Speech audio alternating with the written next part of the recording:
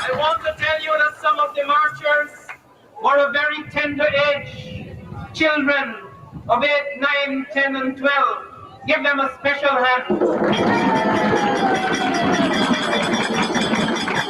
At the other end of the pole, there were people like me, over 60, some a little more feeble than I, but brave at heart.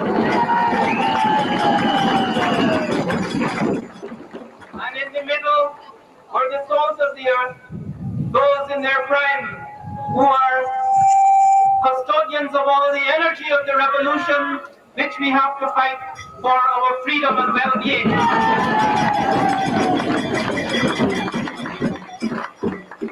Our program this afternoon is simple. The Patriotic Coalition calls this march to get the people to take part in a fight to better our own conditions, the conditions of the people, to better these conditions in various ways. The coalition was formed because of the denial of the right to vote. And the right to vote does not mean going into a ballot place and scratching a paper. It also means the right to have those votes honestly counted. Today is the anniversary of Sharpeville, the day when they shot down scores of people in South Africa at the place of that name, representing an extreme form of denial of human rights. There the struggle took a very bloody form of repression. It is not because our struggle here is not very bloody, except for a few selective assassinations and work of bandits. It is not because of that we also do not suffer denials.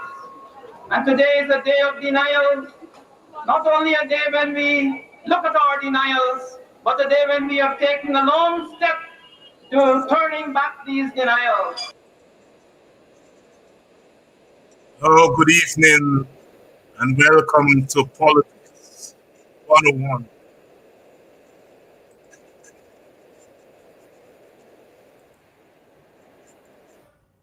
Welcome to Politics 101. Good evening on a Monday evening, and it's always good to be back. Coming in here this evening, coming in here this, the voice there of the sage himself, the black man of Guyana. I call him Black, Red, and Contrary. Brother UC Guyana, speaking there in 1987, at a march from Buxton to Kitty. We saw the drummers there, African drummers, Tassa drummers, Indian drummers, accompanying the marches. Good evening and welcome to Politics 101. As Brother UC says, we were in a period of denial there. And you know, as the old people say, you know, the more things change, they rearrange, they remain the same. Here we are, almost 40 years later, fighting the same battles, but on a different scale, on a new battlefield, And we are called upon to march again, to turn back our denials. We are called upon to struggle again, to turn back our denials. Good evening and welcome to all of you. Welcome to Politics 101. I would like to welcome Everett, Content, Patricia, Grizandi, Floretta Hamilton. Good evening to you, Floretta. Welcome to Cakes and Decors watching. If you guys can say where you're watching for, it helps, you know, so that we can get the breadth of our viewership. All those of you in Guyana, welcome. Welcome, Pam Halls, Corinne Day. Good evening to all of you. Good night to those of you joining us from somebody's joining us from Mahdia. Neville Sital from Mahdia. Wow, Mahdia all the way in the interior. I like to refer to Mahdia as Little St. Lucia. You know, lots of St. Lucian roots there. People came from the islands and settled a lot in Mahdia. But Mahdia has been in the news, not for good reason. For all the good people at Mahdia, welcome to Politics 101. Watching from Texas, Troy. Troy is watching from Texas. And of course, my brother, Thomas Robertson, viewing the program from Georgia, Atlanta, Georgia. Thomas, I had the pleasure of hanging out with your family in Arizona this past weekend. I saw your brother and your cousins, all of them, family affairs. So I got out. I was out. They got me out Friday night. I went to a 9-night wake. A good friend of mine, her mother passed away. Her mother was the daughter of Winslow Carrington, who was a former labor minister. His daughter.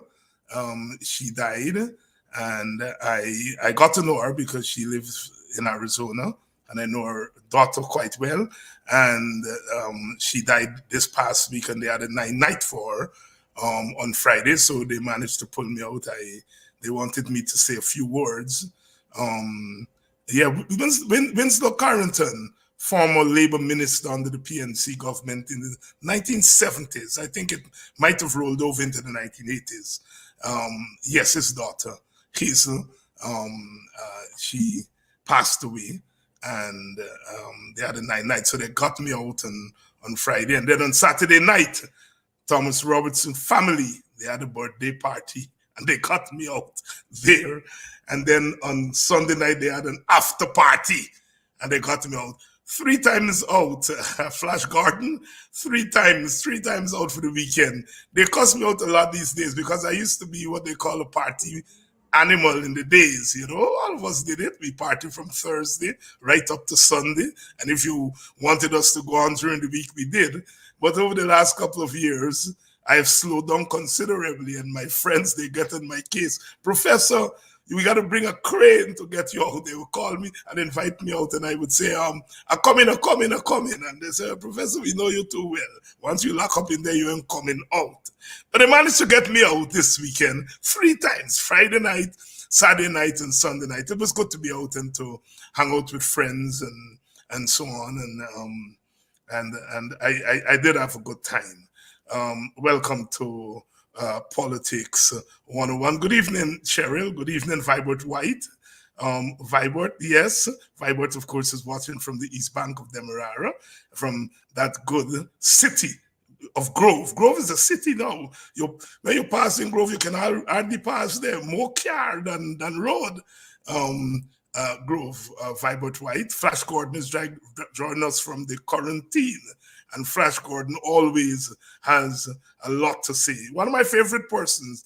Years ago, I may have told the story here before. Years ago, I accompanied Christopher Ram, who had brought a private charge against Mr. Jack Dio. And the case was being heard in Wim. And we got there at the Wim police station. And when the case was finished, I came out of the courtroom, and there was this man, regally African dressed. And he came up to me and said, Dr. Hines, I was watching the social media all the way from 52. And I noticed you're here, and I jump in my car, and I drive and I come here just to meet you. And we took a picture. I've been looking for that picture. And Flash Gordon has been a friend and supporter, outspoken. He disagrees with me a lot, and we take it in stride. Very good, but he's a loyalist. Flash Gordon, good evening, my brother. They can't keep a good man down. They can't keep a good man down. Good evening to my countrywoman, Lynette Greenwood from Annandale, Buxton, Annandale, Congo, we say Congo pasture, Congo Creole. You all hear me go on bad Friday night was Friday night now, and I said to make a little ass there. I don't think them learn from Annandale, them Congo people. Good evening, Lynette. Good evening. Good evening, Cyril Adams, Debbie Collins. Good evening. Cheryl Pancham is always here, watching from New Jersey. Welcome, Ethelyn Peters. And of course, Paulette Greaves is here watching from Maryland. One of my homes. Lynette is watching from Maryland too. That's where my people have settled. My mother, she's quite in her 80s. She probably gone to sleep already. She just got to sleep at 7 o'clock and then wake up at 4 o'clock, 5 o'clock in the morning, which is 2 o'clock when we there. And then she calls to tell you, good morning, my son. Mommy, it's 2 o'clock in the morning. We're there. But my Marylanders, that's my American home. My American home. Spent Christmas and New Year's there, and I had a lovely time catching up with friends and family, and Paulette Greaves from Maryland too. To see the younger ones, the nieces and nephews and all of them growing now and big people and saying, Uncle David, let pour your drink. I said, what? Oh, times have moved on. Welcome to Politics 101 on a Monday evening. I got a special request to play a calypso tonight by Trinidad Rio, going back to basics. Sister Audriana, who is a faithful. She said, Doctor, she wanted me to play it on Friday, but I didn't see it on Friday until I came off. Trinidad Rio, one of my favorite calypso. Back to basics. With all the blackout you get in Guyana, no light. You got to go back now to jog lamp, flambeau, they used to call it. Back to basics. Trinidad Rio. Only the Calypsonian can do it like that. Can say it like that. Let's listen to the song of Trinidad Rio.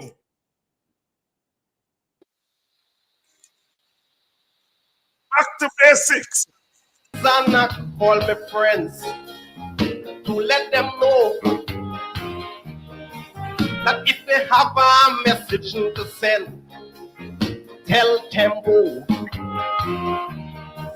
And if they come home and they see me, tell me neighbor, or get a pen and a writing pad and write a letter. Cause DSPT does make me weep. One of the days when old talk was cheap, I make a phone call to Alvaro and I get a phone bill to Mexico. Oh my lad, before they kill me and kill me quick. Going back to basic. A piece of marling and two climpan wouldn't do the trick. Going back to basic.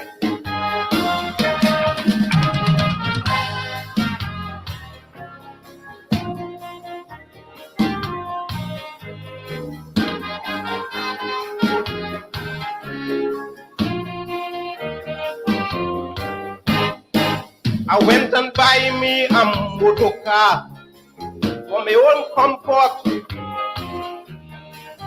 Cause I can't take no more torture waiting on transport. But all them potholes and all them bumps, me can't able until they invent a car to jump. I will travel. I beg the Lord to please put a hand, touch the hearts of this spare parts man.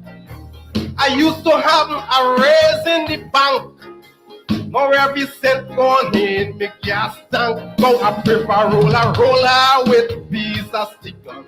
Going back to basic. Or buy a 3-speed bike, go in chick. I'm going back to basic.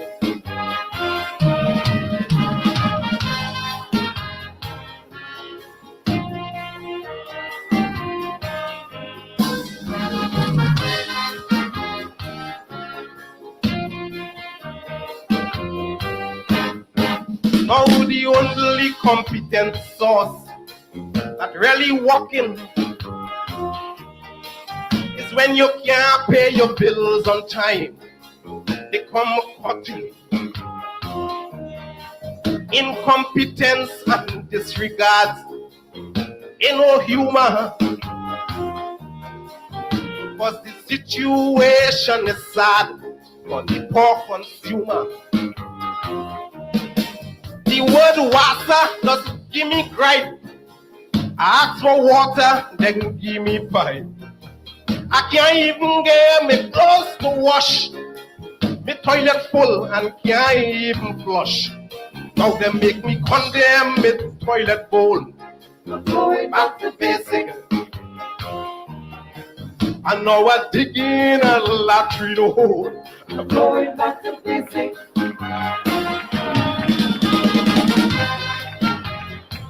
Yes! You like it? I do. Trinidad Rio. Trinidad Rio. Back to basics.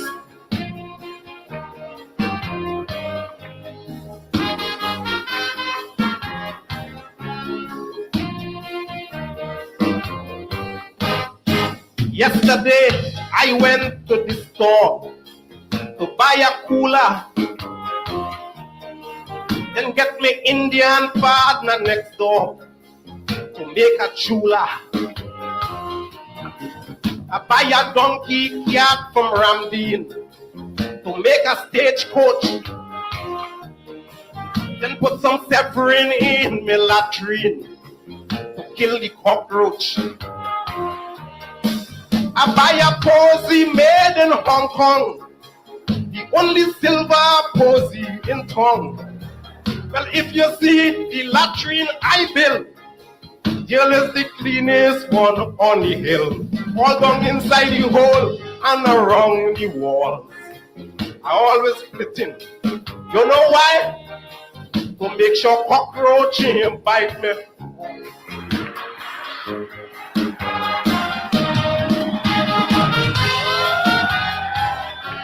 Trinidad Rio.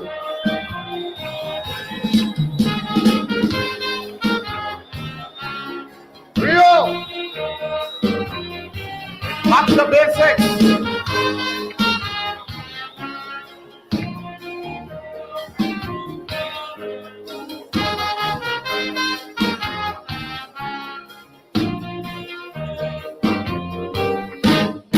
Long time me, Gypsy and Kokro. Back in the earlys,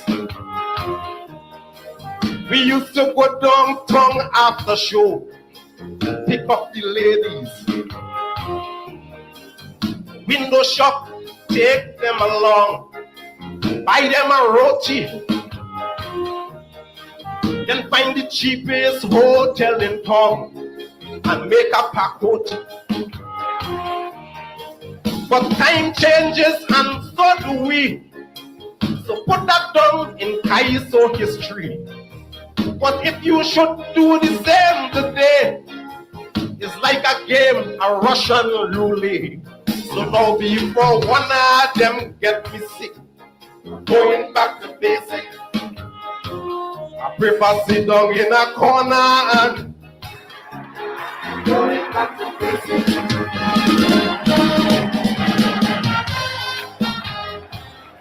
Trinidad Rio.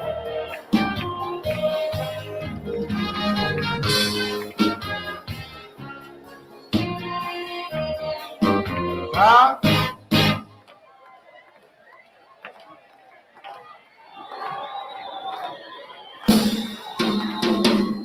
to basics.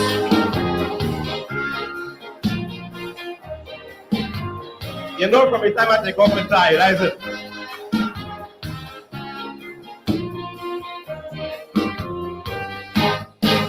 I went to public utilities and tell them disconnect them facilities. Was me a wonder. I tried to contact the ombudsman, but never in office. I'm going to file me an injunction on public service. But every time a heavy rain fall, my me don't have no current at all. They spoil my TV, they spoil my fridge, they nearly kill me with low voltage. Now before they make me a lunatic, I'm going back to basic. I'm going and get a flambeau and lamp. I'm going back to basic. Thank you very much.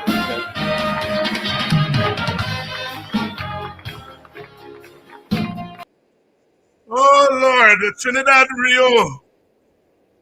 Trinidad Rio. Hey. Oi, oi, oi. They spoil. They spoil. They spoil the TV. They spoil the everything. Spoil. You all know what they talk about in Guyana. You all gotta go back to basic. We gotta go back to basic. It's flambeau and wick and jog lamp and battle lamp. Even jog lamp was up there because you had to get the jog. We used to do battle lamp. You get a beer bottle and so on. And that is where they're pushing us back to in Guyana. Good evening and welcome to Politics 101. Good evening to Annette Gordon from Maryland. The Marylanders are out tonight. Colleen Sarah Andrews from Maryland. Maryland. Oh, yes. Good evening to Walkabout from Buxton. By the way, you know Walkabout from Walkabout. There's a bad man in Buxton, Rudolph Thomas, better known as Walkabout. Mr. Neville, where you know Walkabout from? Good evening to all the Buxtonians in the house. Good evening to all the Lindeners in the house.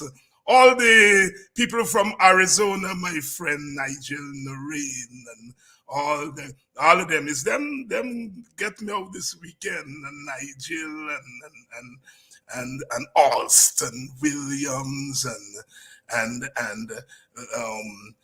Hubert and Stacy and Michelle and all of them. We were celebrating my my sister birthday, sister Dawn Jonas from Linden via Buxton. They're Bostonians. They moved to Linden, the Jonases, and so on. Dawn's 50th birthday this past weekend, and we had a lovely time. My friend and brother, Mr. Jonas himself, Roger Jonas, and his wonderful wife. Good evening to all of you, Angela Jonas, and the people in Arizona. I keep forgetting you all, although you all are my peeps. Rhonda Lane, good evening from Denhamstel. Welcome to Politics 101. Denhamstel, one of my favorite places. I did say on Mark Benchop the other night that, Belladrum is perhaps my favorite village outside of Buxton. And my family and them from Denhamstel called me and said, David, what kind of lawlessness and slackness you're going on with? Denhamstel got to be the village that you like after Buxton. I spent a lot of time, my holiday, August holiday, not summer.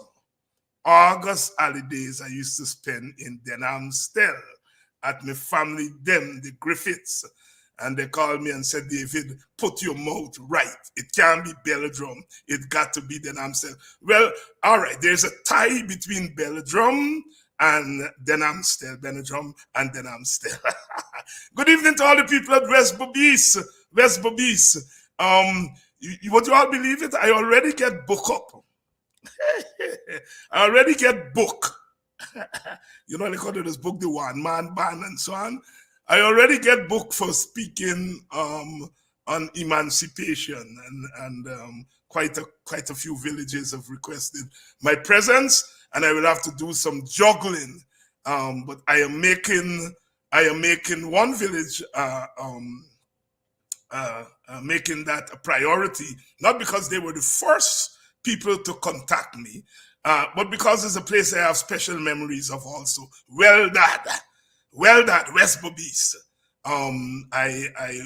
Life spare, I'll be in Weldad to spend some time there for the emancipation, to share some time with them. I know I always stiffen the people in Essequibo who have always been asking for me to go there for emancipation. It's difficult because, you see, Buxton, our big night is the 31st. And I can't leave Buxton on a night like that. I can scamper away on the 1st, but not on the 31st. But I will have to split it up and see. But I definitely will be in West Bobis, particularly in Weldad, God spare. I will be there for the emancipation.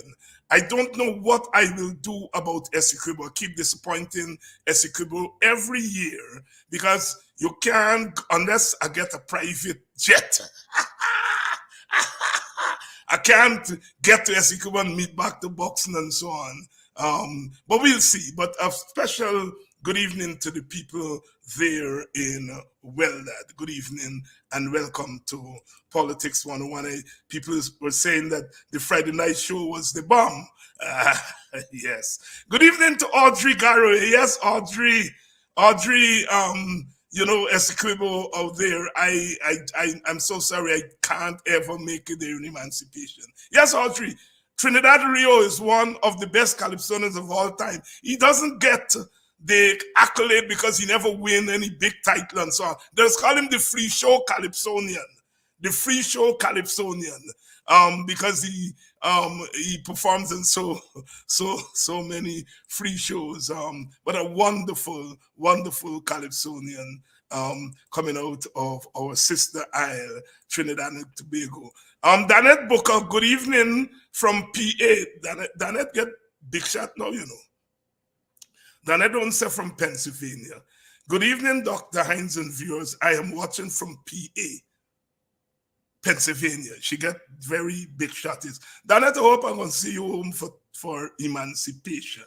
Good evening. And good evening to you, Sister Comrade Francine Cruz. uh, Diard WPA Traveler. Um, Diard WPA Traveler. Good evening to you. Good evening to Ray Andrews. Yes, it's Monday evening, and we are here on Politics 101. Yes, on Friday night we had to talk some things because people always want you to say what they want to say and so on and thing, and I had to make it very plain that we have discrimination in Guyana. We have racial discrimination and we have class discrimination. All the working class people are being discriminated against and are being treated badly, poor people. But black people, poor or rich, are also being treated badly. And we tend to collapse the narratives and get the thing twisted according to the young people. And what we sought to do on Friday was to say, no, no, no. The discrimination against black people is for real. And we want to make that clear. And I am walking on 2 feet, not 1 foot, 2 feet. Racial discrimination and class discrimination. Later in the night, I was on Mark's program, and I got a chance to expand the discussion somewhat. I think Mark might have been a little taken aback when I said I was a Marxist. But I quickly said I am a black Marxist. I came of age in the 1970s. I matured in the 1970s. And the 1970s was a time in our Guyana-Caribbean when the issues of black power and the issue of black dignity was foremost. It was a black power movement. And so I am a child of black power. I'm a child of black empowerment. I'm a product of that. It was also a time of revolution. Left-wing Marxist organizations were springing up all over our Caribbean, and we were talking about revolution. Bob Marley said it takes a revolution to make a solution. And so therefore, the combination of Marxism and black power and Caribbeanness, really those three things informed my politics. And I've walked with them throughout my life. I've walked with all three of them. My Caribbeanism, my blackness, and my commitment to the poor, the powerless, the working class. As a Marxist, I accept Marx's explanation that the world is divided into classes, and that the richer classes, the upper classes, use their power, whether that power comes in status or money or whatever, they use it in order to control society. And so the working class is always struggling for its survival. I accept that thesis. But my Marxism is tempered, has been mediated by my blackness. I come from the nigger yard of yesterday, says Martin Carter, leaping from the oppressor's hate and the scorn of myself. I turn to the world of tomorrow with my strength. If you're black, you cannot escape the reality that you are sons and daughters of a particular and peculiar form of oppression that Karl Marx did not deal with. Marxism did not deal with the question of slavery and the question of racial discrimination. I am a product. I come from the nigger yard of yesterday. I cannot escape that. My Marxism has to be mediated by my blackness, because my blackness comes with a particular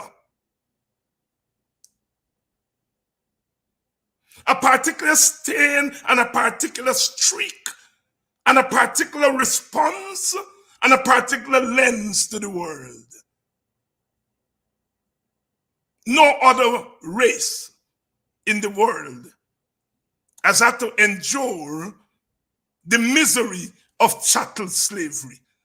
Chattel where you became cattle. None other.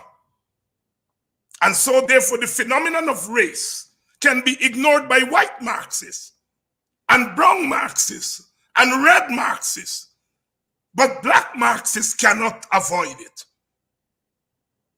From Walter Rodney to George Padmore to C.L.R. James to U.C. Guyana, all of them, except if you're in the PPP. You got some black Marxists over there who deny that they're black. But authentic black people who are Marxists cannot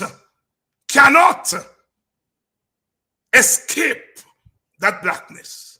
Walter Rodney said, I did not choose to be black. I would rather be talking about other things. But if a man uses my race to dehumanize me, I will use my race to humanize myself. Hence, I'm a black Marxist.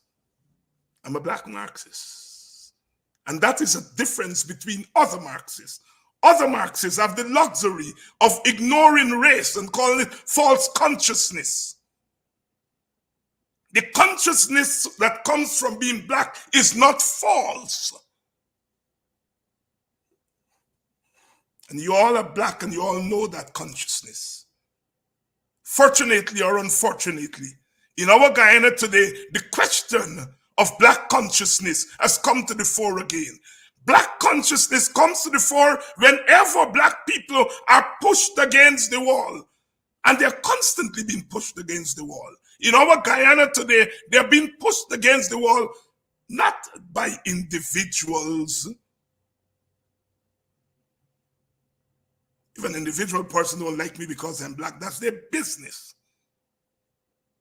But when that individual has the power of government and state and uses the power of the government and state to put in practice his or her prejudice against me and people looking like me, then that is racism. And I got to fight back against that.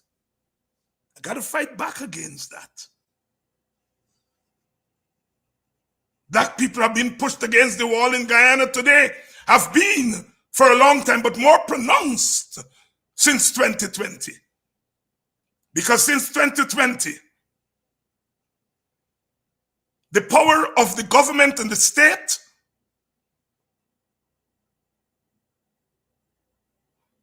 the economic wherewithal, the power that comes with the economic networking, both the power of the state and the power of the private sector is in the hands of one or two ethnic groups which are not black.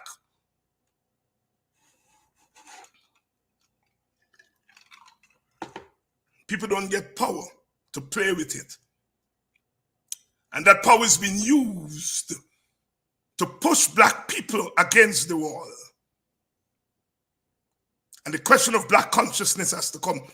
At this point in my political career, I have to make some clear choices. I'm always an advocate for the working class, will always be an advocate for the working class. I am a product of the working class. I may have escaped the day-to-day ravages of the working class because of education, but I am a product of the working class, and I will always be an advocate for the working class. But at a time when the power of the government and the state are crushing black people, African people, regardless of class, I have got to make some clear choices.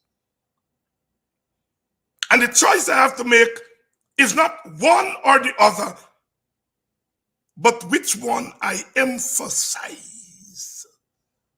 And at this point, I emphasize my defense of black dignity and my promotion of racial equality and racial justice, which means I emphasize black people business. Don't care what people tell me Well, you must talk about Marxism, and you must class, and you must talk about this, and you must talk about that. You do not choose for me what I talk about. What I talk about is determined by the reality of the situation. The reality of the situation. You cannot tell me what I must talk about. I choose what I talk about. I choose what I talk about. And my choice is determined. It is determined by the reality of the situation. And when I look around Guyana today, whose homes are being bulldozed? Whose women are being spat upon? Whose sons are being killed in their bed and killed by the police wherever they go? Which organizations' monies are taken away by the state? Which group of workers are being kicked around by the government, refusing to meet with their unions and to pay them a living wage? You see all of that happening to Black people, and you are telling me I must not speak about it. No, no, no. No, no, no, no, no. I'm not only going to speak about it, I'm going to try to make Black people wise about it and try to help Black people to develop the consciousness that is needed to fight back against it. And that's what we are here for.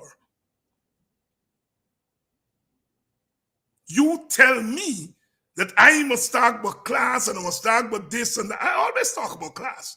But you're telling me I must not talk about Black people business. I must not talk about Black people business. I must not mobilize Black people. One of the painful things about Guyana is that once you open your mouth and say anything Black, they call you racist.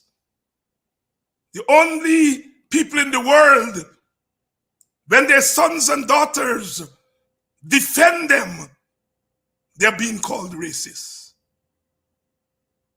This is serious times, brother, and we are in the business of mobilizing our people to take back our rightful place in Guyana, not to be superior over anybody, but to have our rightful place, a place that we deserve. I always let the wise men and women speak for me. Speak for me. I always let the wise men and women speak for me because their words are words of wisdom and encourage me and mobilize me. You want me to sing about that when Black people ain't got. You want me to sing about that when Black people ain't got.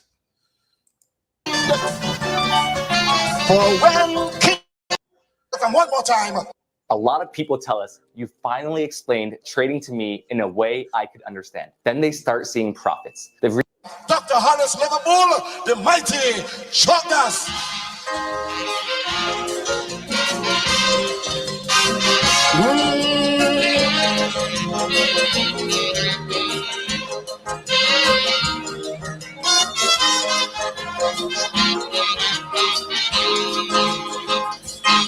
Chalky, it's time for you to change your style and sing on things that are lewd and vile. Your topics and them are good, but the young people and them want smart.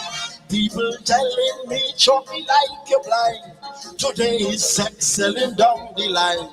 My boy, take for instance Shorty. His sex songs make plenty money. Well, my answer is simply look here, son. Is all you blind to what's going on?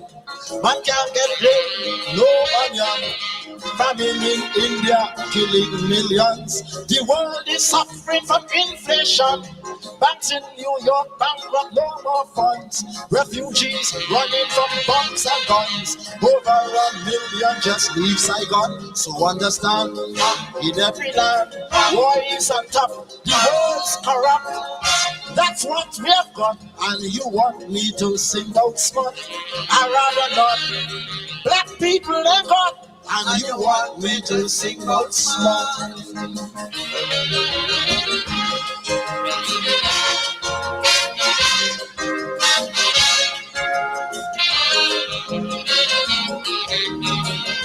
Oh,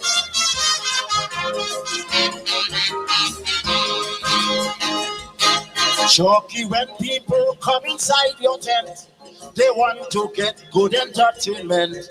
Your big songs are out of context. Can't you give them a little sex? My boy, look, Rose, Lords, Bibi, and Diane.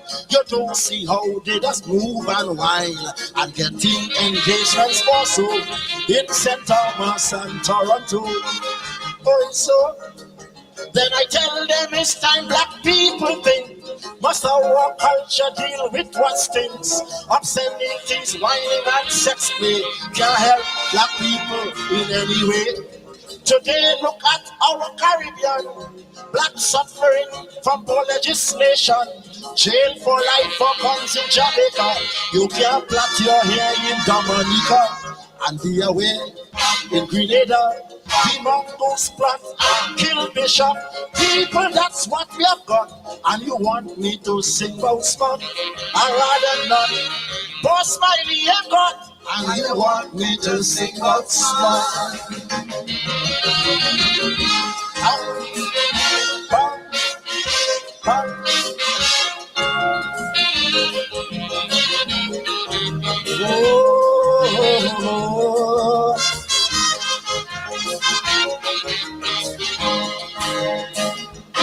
Shocky, can't you see the world is obsessed with making money from filth and sex? Soul and pop singers are rich guys. Calypsonians should do likewise. But can we be happy and dead in sex when black resources the whites possess? South Africa still have a party and black leaders in Rhodesia jail. Oh yes, while workers fight for peace, justice and bread, police want their leaders weak and shattered. 15-year-old boy killed brutally. Don't this act shake your human dignity? Government ban Rafik Shah's voice from the air. 6 and fire till Leon and Hampton here for supporting the all workers strike.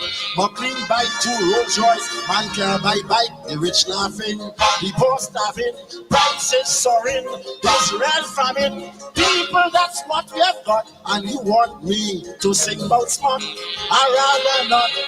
5 children I've got. And you want me to sing about smart? Keep the faith.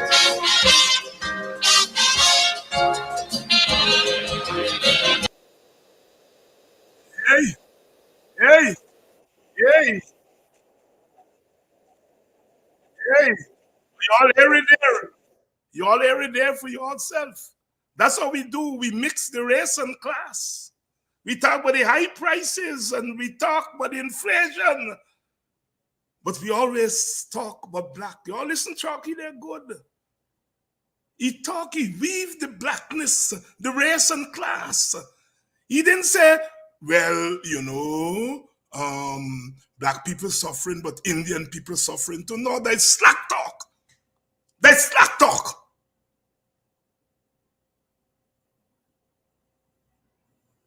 Black people suffering and poor people suffering. The black people suffering is a special type of suffering. It's a special type of suffering. You hear me talk about killing Indian people don't have to mourn police going in the bed and shooting their sons. Thank God. It shouldn't happen to them. And it shouldn't happen to we. But when it happened to we must talk about it. Because it's a particular kind of sufferation. The price is high in the market. But on top of the high prices in the market, we suffering assassinations. They're holding them little by for 2 ounces of marijuana. Throw them in jail. They're spitting in women's security guard face. Woman lawyer, black woman lawyer. Now she's the middle class. She ain't working class. She ain't poor. But she, because she black, she get thrown in jail to talk for talking to her client. You watch Moko, you watch Linden. They're broken down their houses, kneeling down upon their chest, women, black women. The Indian community doesn't have to go through that. Yes, the Indian community suffering the high prices. But on top of the high prices, black people suffering some other thing. All house, panwa, all house. That's how we put it. All house, pan all house. And we have to say it that way. There's nothing racist about that. It's real. You know what it is to turn out to a meeting. Notice, invite you to a public meeting. Come tonight to hear the speakers and you turn out there. And they're watching you in your face. You're black like Ace of Spades and telling you, yeah, you're suffering, but other people suffering. Go tell other people that. Go to all the meeting in their community and tell them about their suffering. But if you come in me community, talk to me about my suffering and what you're going to do about that. You see, sisters and brothers, if you don't believe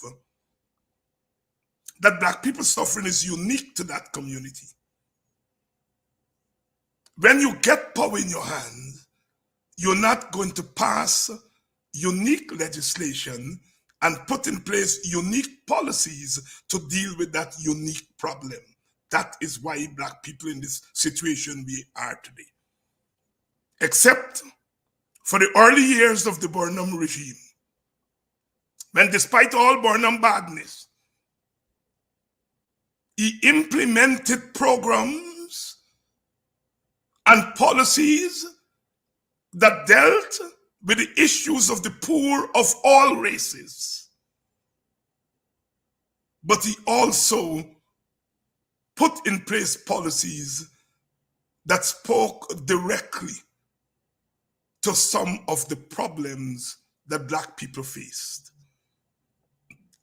It was the time when there was the partnership between ASCRE and the PNC.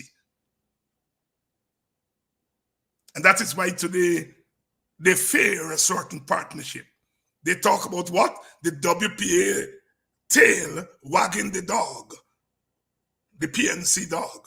And they're telling the PNC, don't worry, them Hines and them WPA, they want to push you all in a certain direction. They fear the direction that people like myself, and I unashamedly say that. Yes, if the PNC is the big black party, when they get power, I want them to look after the problem of the black people whose majority vote push them in power. I'm not ashamed to say that. I want them to deal with question of poverty. Poverty for all. The most revolutionary policy that is on the table in the last 5 years to deal with poverty comes from the WPA, my party. My co-leader, Dr. Clive Thomas, is the author of it. The cash transfer and universal basic income for all Guyanese, all households. That is the class. That is the class policy, the social class policy. That is the policy to deal with poverty for all ethnic groups. But then we have to talk about policy to deal with the particular problems of black people. The poverty in the black community is chronic. It's systemic. Wages.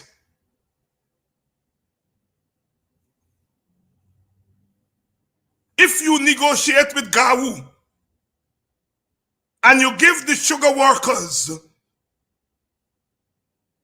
$150,000, you said that is your wage. That's your minimum wage.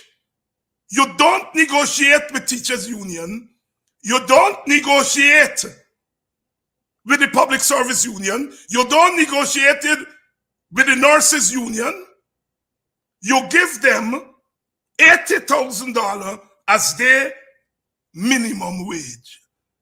Then the sugar worker with E150 and the teacher with she 80,000 and the nurse with she 80,000, when they go to the market and they both go to buy the piece of pumpkin, well, the one with 150 able to buy a bigger slice of pumpkin than the one with 80. Black people, you all understand what I'm talking about?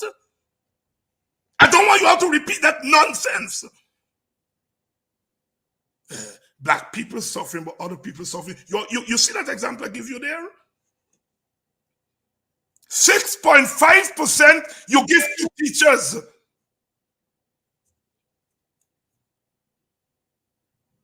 You negotiate with a union. You give them 6.5 cents out of $1. On every dollar they're earning, you give them 6.5 cents. You all know the math. Well, not even math, arithmetic. 6.5% of $90,000, $80,000. Awada.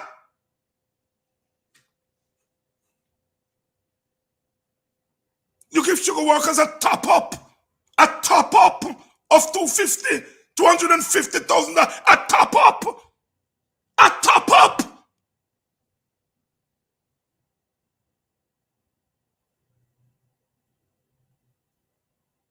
And then you meet with a union and negotiate with a union to give them a rise in salary.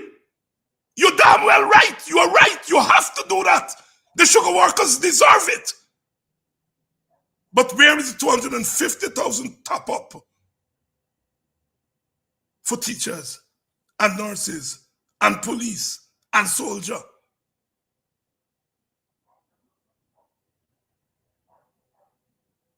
Where is their 30% increase in salary? Oh no, you don't give them. Why? Why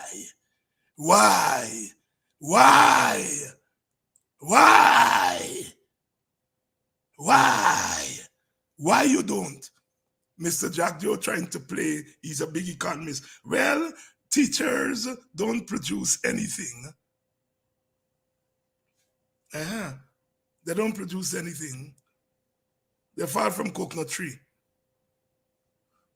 They don't produce nothing. Them children they're teaching in school and they're molding their mind and their brains for pass the exam. There is nothing. There is nothing, no? Them nurses were got to clean people in the hospital, take care of them so that they can live. Then they're nothing, no? In a nothing. You all damn eyes past black people. That's what it is. That is the origin of it. They merge economic argument with racial prejudice. They use the economic argument that teachers and public servants don't produce anything tangible. They use that economic, it's a backward argument, but they're using the economic argument to advance their prejudice of black people.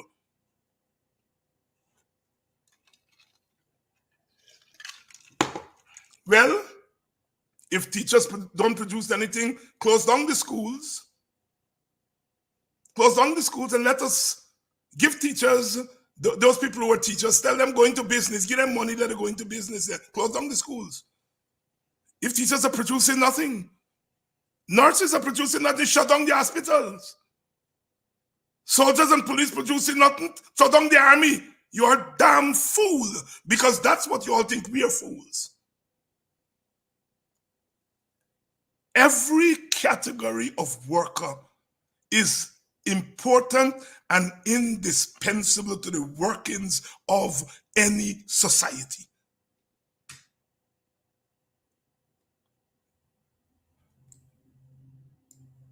I do not know whether Jack Joe is racist. I do not know whether Irfan is racist, and I don't think I care to know. What I do know is that these men hold the power of government and the power of the state in their hands, and they're using it in ways that discriminate against one ethnic group. That I do know.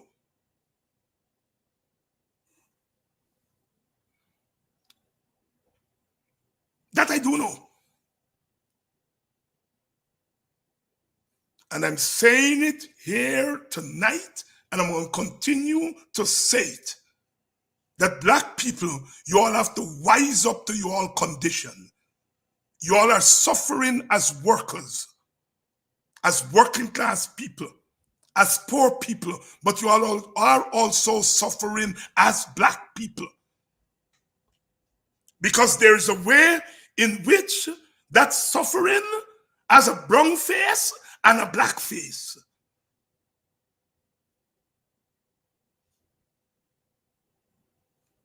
I don't begrudge the sugar worker for that $250,000, but I want $250,000 for teachers too. I want that $250,000 for nurses too. I want that $250,000 for police and army people too. I want that $250,000 for the small African businessman and businesswoman who is not able to go to the bank to get any loan to expand their business. They go to the small business bureau and they got to fill out more paper than the couple penny that they will get at the end of the day.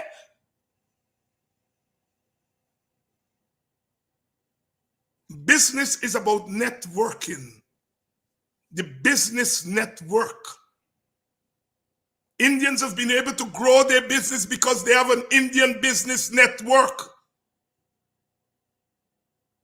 You go to your Mati and you get credit. Businesses run on credit.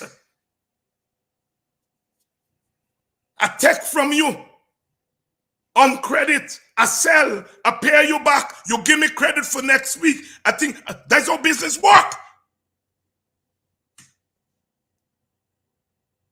If black people don't have a business network, where they're going to get the credit from? They have to go to Indian business and Portuguese businesses for credit. And you all know the rest of history.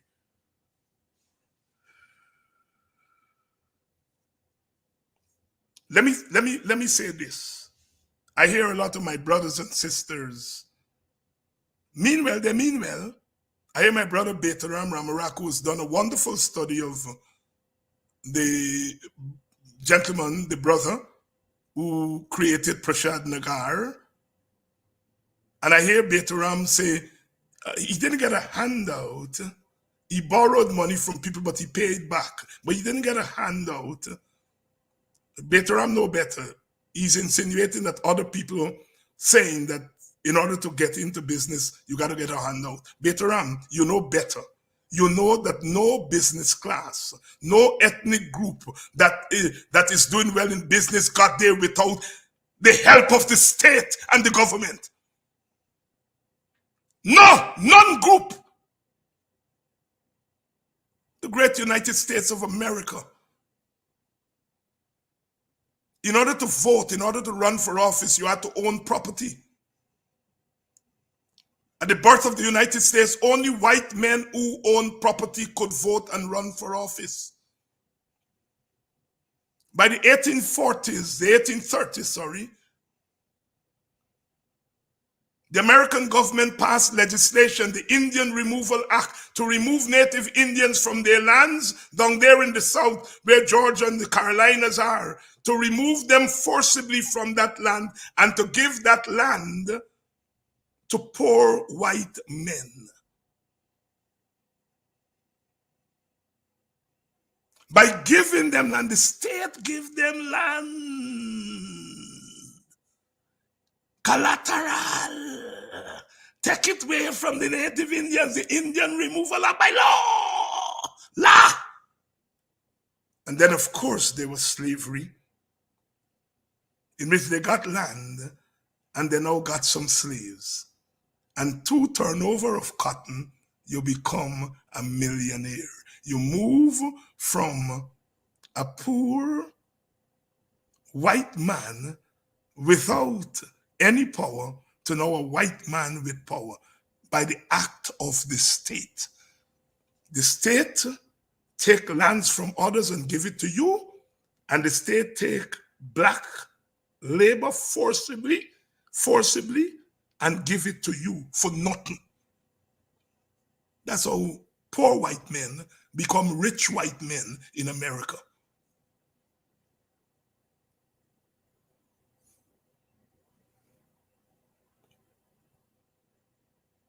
The state in Guyana has given lands to Amerindians. God bless our Amerindian brothers and sisters. The state made land cheap for Indian brothers and sisters. Those are facts. Indians were able to buy lands at cheaper prices when they came off the plantation. When black people came off the plantation, they bought land with their cash money, and then the state did what? Raise the price of real estate. Make it harder for them to buy land. One goes so, and one goes so. That is where the structural racism is. That's where the structural racial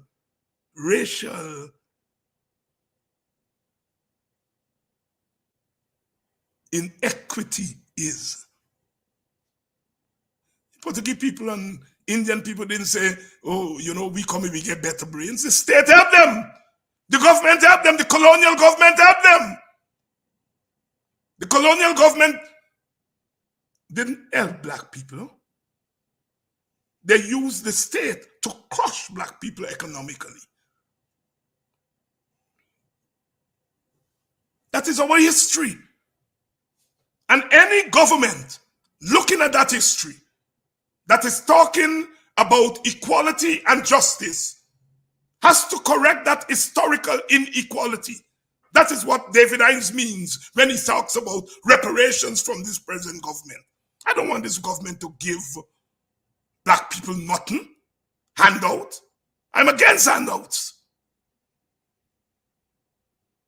I want the government through policy to close the gap that the government created, the gap between Indo-Guyanese and African Guyanese, Indo-Guyanese and Portuguese Guyanese on the one hand, and Black Guyanese and Amerindian Guyanese on the other. That gap was not created by the laziness of one group or the better sense of the other group. It was created by the government, by the state, the colonial government. And when government creates inequality, government itself has to correct that inequality. In America, they attempted to do it through affirmative action. Where is our affirmative action in Guyana?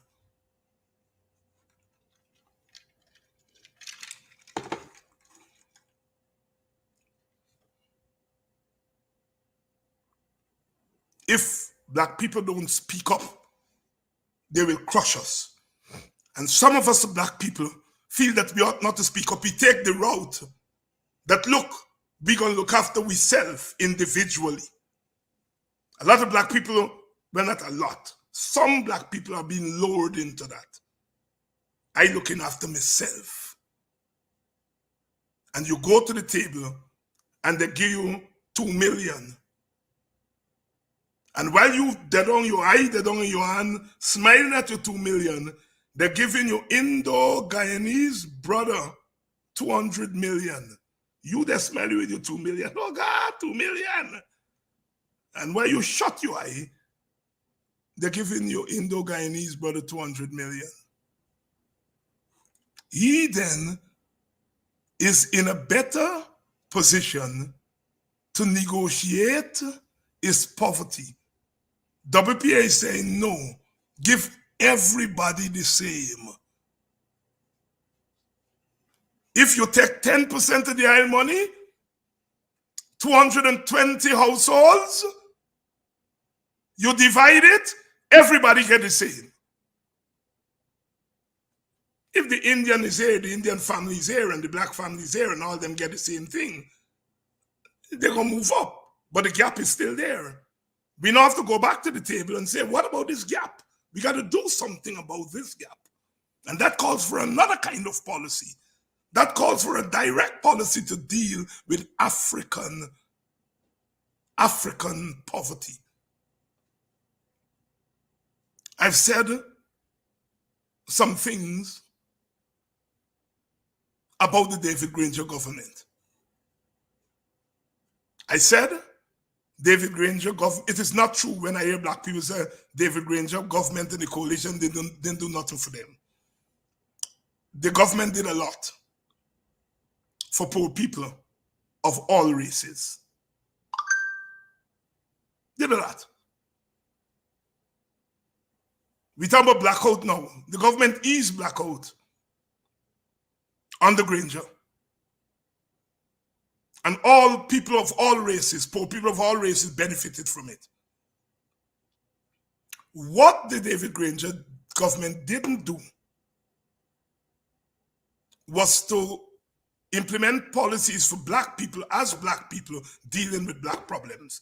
And as I said that I want to be fair, David Granger did two things that were directly directed against black people, directed to black people, sorry. He set up something called the RAID program. They got a loan, I think, from the Caribbean Development Bank, and he identified 4 black communities: Ithaca, Buxton, Triumph, BV Triumph, and Mocha. And the intention there was to redevelop agriculture in those communities. The project didn't get very far because it was not well thought out. But at least Granger put that in place. Didn't get very far because it wasn't well thought out. And then when the PPP government come in, they shut down the project. So that's one thing that Granger did that was directed to black people. The second thing was to give a government subvention, I think it was a couple $1 million, to Itpadaji. And that wasn't a lot of money. The money was given for black people to observe the decade and to use the money to train, to do some training and encouragement of black people. But it was directed to black people. And Granger has to get credit for it. The PPP government come in, they take away the money. So those are two things that Granger did directly to black people. He did something directly for Indians. He poured a lot of money into Gaisuko. And when he decided, I'm going to right-size Gaisuko by trying to make it business, you see, our Indo-Guyanese brothers like to talk about business. And Granger was saying, well, let's run Gaisuka like a business. Oh, no. Oh, no. No, I had some problems with the way in which they went about dealing with the policy. I had no problems with right-sizing Gaisuko. But I know that you weren't going to dismiss 4,000 Indians and get away with it. And that is why I did not agree with closing the estates Our position was that you turn the estates away from sugar and let us start planting other crops on the estate instead of sugar cane. Keep the workers there. Don't knock them off, but diversify out of sugar to other crops. And Dr. Thomas had advanced that. Don't shut down the estate. You're walking into the PPP and that's where the coalition went wrong. The policy was right, but the implementation was wrong.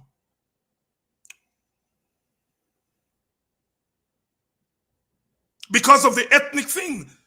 But I'm saying to say that tens of millions of dollars were pumped by the coalition into Gaisuku that benefit directly Indians. So when they tell that Granger never do nothing for Indian people, they're lying on him. He did more for Indian people than he did for black people as black people. He did more for Indian people as Indian people than he did for black people as black people. He did things for Amerindian people as Amerindian people. You have to be fair to the man.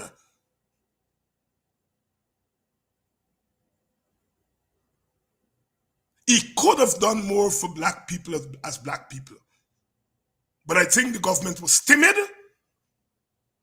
They didn't want to be accused of racism. So they didn't want to aggressively deal with the African problem.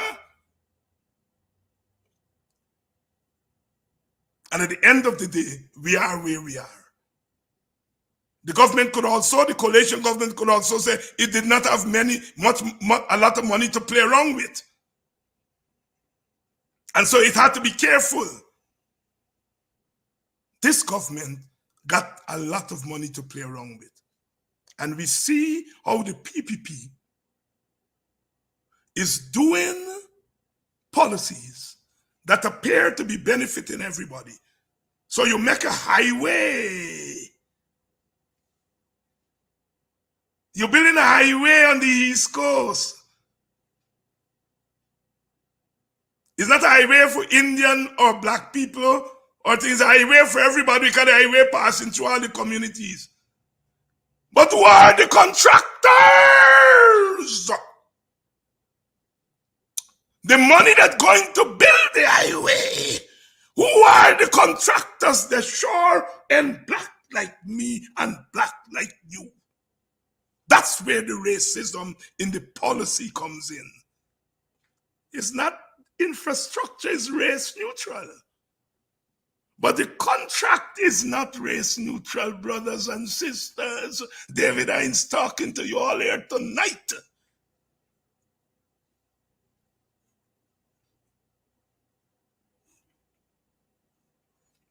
So, here's what I want you all to understand. Don't be unfair to Brother David Granger. Be fair to him because he did a lot for poor people, as poor people of all ethnic groups. He did not do much for black people as black people. He did more for Indian people as Indian people, and maybe Amerindians. I haven't researched that. Maybe, but certainly he did more for sugar than he did for public servants.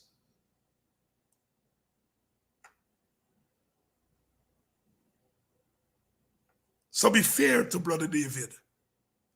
If the PNC gets back to power, black people, you all got to make the sign on a dotted line that when they get that power in their hands, they're going to be inheriting a gap between the rich and the poor that long so. But they're also going to be inheriting a gap between the non-black poor and the black poor that also long so. And they got to sign on the dotted line that they're going to correct it. The PPP is never going to correct that gap. Not willingly.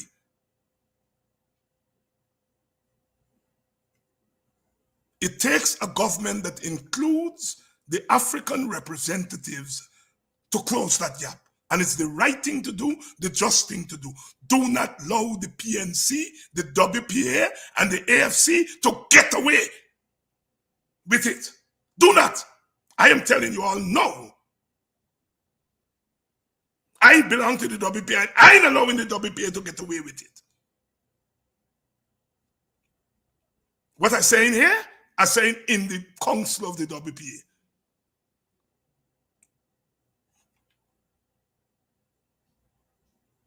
Black people, you all have to hold the people that you all are giving your votes to. Hold them accountable to look after your problems. Don't fool yourself. They can't do nothing for all you out of power. Out of power, what they can do for you all is to mobilize you all to take power. And insofar as you all are critical of them, is maybe they're not doing that the way you all want them to do it. They're not doing it aggressively enough, but they can't do nothing for you all when they're out of power. When you're in the opposition, you don't got no power to distribute nothing. Black people have to come to grips with the fact that we have to find a place at the table of power permanently. What does permanently mean? It doesn't mean rig election to keep the next side out. Because that don't have a long shelf life. That used to happen in the past, and the PPP trying it now, and it won't last forever. If you want to be in government permanently, you got two choices. You either rig to get there permanently, as the PPP is doing, or you decide that we are going to have a joint government of all the political forces. That is the only way we can stop rigging. That is the only way we will ensure that all of us are permanently at the table.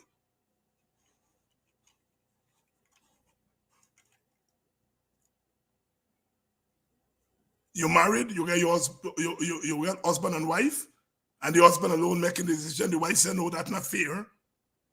Are we going to run the house and you alone making the decision? I got there in the decision too, because I is the wife and I is the mother. It's the same thing in politics. If you want to stay in power permanently, you got to rig the hell out of the election. And you got to hope when you're rigging for powerful external forces to endorse your rigging.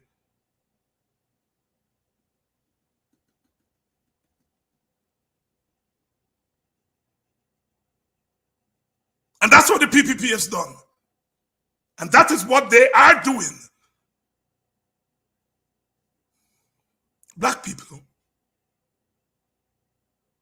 you all are poor and you all are black. And those are two impediments in the society that we live in. Poorness, poverty, and blackness.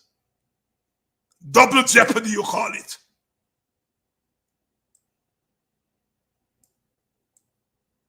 And so when we move in, we move with that in mind. We move with that in mind.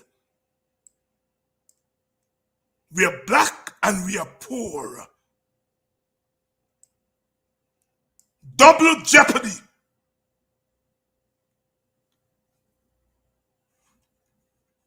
So when you hear me say that I am aware of poverty of all races, and it has been my lifelong quest to reduce, if not eliminate, poverty of all races. We now have the wealth to do so. But I also recognize that although there is poverty among all races, the poverty among the race that I come from is a peculiar kind of poverty, one that is being exacerbated by the prejudicial policies of this present government. We are here, and we're not staying here. When some of our foreparents landed in this part of the world, they said, we ain't staying on that plantation, we gone. We moving out, we moving on. They call them Maroons. Barracara, that's where Shamar Joseph come from. You go to Jamaica, they got plenty there. You go to Suriname, they're there. We moving on and out. And you all got to say the same thing today. We are moving on and out of this plantation that they're trying to lock us down in this era of plenty oil and gas. And you all got to prepare to fight for it. How you fight will be determined by a number of factors. How you fight will be determined by a number of factors. Leadership is important in how you fight. Consciousness is important in how you fight. The response of the government is important in how you fight. The response of the international community is important in how you fight. How you fight is dependent on a number of factors. But it comes first with your consciousness and the leadership of your group. The government, how it responds to that, will also determine the shape of the fight. How the external forces line up will also determine the shape of the fight.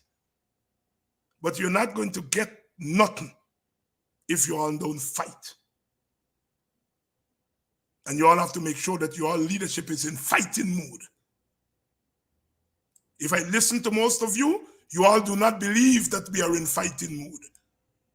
And if you all don't believe we're in fighting mood, put me in fighting mood or move you out the way. Put us in fighting mood or move us out the way. The answer is not to crawl over on your knees and go to the PPP and beg. That's not the answer. But if you crawl on your knees, you will remain on your knees. And you know, when you remain on your knees going to be bruised and people going to be walking all over your back. That's not a route to liberation. To try to satisfy your little individual